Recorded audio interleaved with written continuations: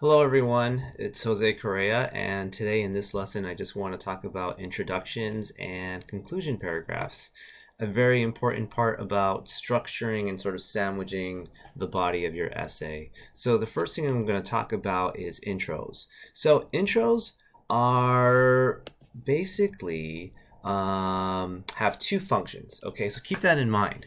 So just to make things simple for everybody in the course, keep in mind that your intro should do two things in this order. First, introduce your topic. Just let readers know what the thing is that you're talking about. What is the conversation that you want to lead them to? Second thing, once you've done that, let readers know where you stand on that topic. What is your opinion? In other words, your thesis. So those are the two things that you want to keep in consideration when it comes to your intro. Now, that's the skeleton. There are some creative ways to introduce your topic. We've already talked about thesis statements before in class. So we're just going to focus on how to introduce the topic of your essay. And you might be familiar with some of these. So here's a rundown of some of the ways you can introduce your topic. First, start with some background information. It's the most straightforward way to introduce an essay. Another thing you can do is you can introduce a short story. That's probably my favorite way, and I'll talk a little bit more about that when we get to that slide. You can also introduce a fact or statistic, or you can begin with a question, which has some things that you want to consider. Finally, you can begin with a quote. Now, these are only some of a few of the methods that you can use to introduce an essay. So let's kind of go further and look at how we can apply these methods through an example. So let's say I'm writing an essay on the following topic: employment discrimination. And I already know what my opinion is going to be. I already know that my thesis is, although we have made much progress towards ending racial and ethnic discrimination in the workforce, there are still discriminatory practices that exist that are keeping people from employment. All right, that's just an example to show you how we can introduce our essay. So let's say to do that, I want to start by introducing some background information. So here's an example. Now you see below where I have my thesis underlined. You see how I'm just introducing the topic and then stating my thesis? So what I've done in top, and this is something similar that we did with essay 1, I've basically just giving some background on the issue at hand.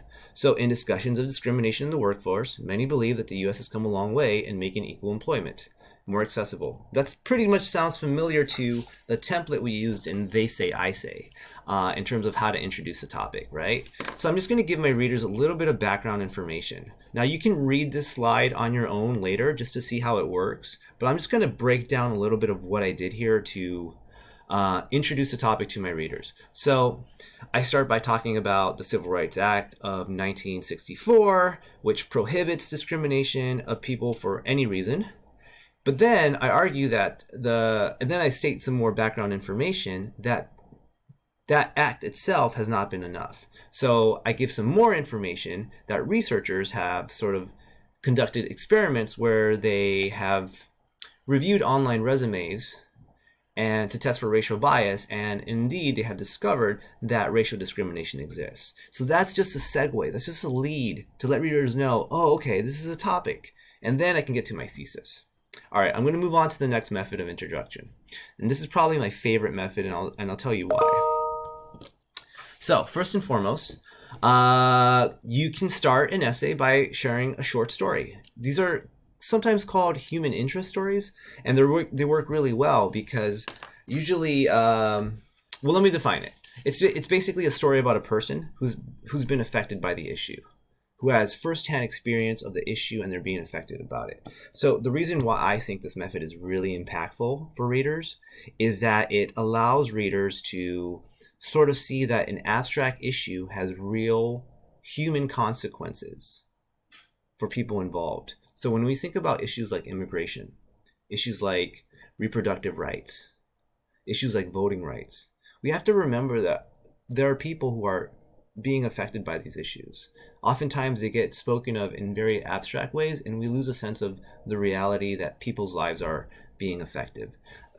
So an introduction that sort of puts a human face to the issue is a really great way to sort of connect to your reader's emotions. It's a thing called pathos. We talked a little bit about it, but it's really good to connect with your readers. So in this example here, I found this video online a few years ago, and it was about another person named Jose, like myself, and they were applying for a job online. And so they had been applying for months, at least 6 months, and they had not heard from anyone. So the person, Jose, decided to remove the S from their name, so changing their name to Joe. And within 2 weeks, they began receiving calls from interviewers. Now, readers can make an inference here. Oh my God, so because his name was Jose, he got less calls or no calls at all. He Americanizes his name or whitens his name. Suddenly he's getting calls. Okay, that's odd. So it gets people to think about the topic and the barriers of discrimination when it comes to employment. And then I state my thesis. All right, next method. Start with a fact or a statistic. Really good way to sort of introduce the topic, especially if your essay is focused on a lot of if you have a lot of facts that are very telling or impactful. So in this example, I just share a fact about the number of charges of workplace discrimination that the Equal Employment Opportunity Commission has received. And the number is 89,385 charges. So that's a high number. It's a lot of charges. So just by sharing that fact and then explaining, so here's a caveat when you share a fact or statistic. You have to include the fact, you have to include where you got the fact, and then you have to give a little bit of an explanation of why the fact relates to your topic. But it's just a great way to open an essay that way. Like, okay, look at this statistic. What can we do here? 1 in 4 people have the following blank or are experiencing the following blank. Why is this happening? So then you can start the conversation that way. And then you get into your thesis. Another way to introduce an essay, and I think this is a very common way that students introduce an essay, is by starting with a question. Now, I am going to tell you, starting an essay with a question is fine, but it tends to be done by many students. So if you want to stand out, you might consider using a different method, but it's totally okay to start with a question. But if you do, there are 2 things to remember. First, here's the mistake that a lot of students make, and I don't want you to make this mistake, okay? You ask a question that is basically the same question the prompt is asking you. So for example, our first essay was what motivates your motivation as students? If you start your essay by saying, what motivates my motivation as a student? You're basically repeating the question that I asked you. And so it doesn't really add to the conversation, and in fact, it stalls. So I'll sort of share an example to sort of explain what I mean by this. So if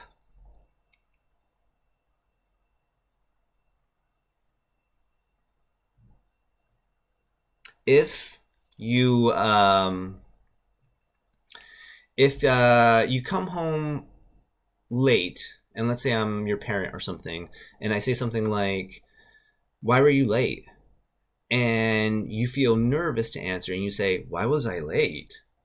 I'm going to assume you're stalling. So oftentimes it feels like a way to stall from the essay, and it doesn't really add much. So avoid doing that. Now, the second thing you want to consider when it comes to beginning with a question is you want to answer that question either immediately, or a really pro tip right here, answer that question in your conclusion. So you want to come up with a question that is not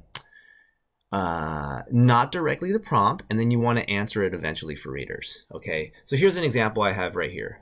So how much more likely do younger people receive responses from prospective employers after submitting a resume than older people? So, okay, there's my question. Younger people receiving more responses from employers than older people. What is the answer? That's not a question I think a teacher would ask because it's too specific. But then I answer the question right here. I give a little background information, and then I go into my thesis. Now, another way to start an essay, begin with a quote.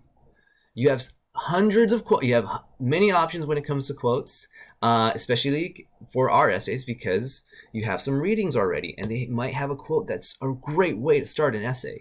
So just start a quote. Now remember, we talked about the quotation sandwich technique. So you have to first introduce a quote. So you have to introduce the author, maybe the title of the article, and then insert the quote. And then you got to give a little explanation of how the quote relates to your topic. So you still have to follow those things, but you can use a quote to introduce your topic.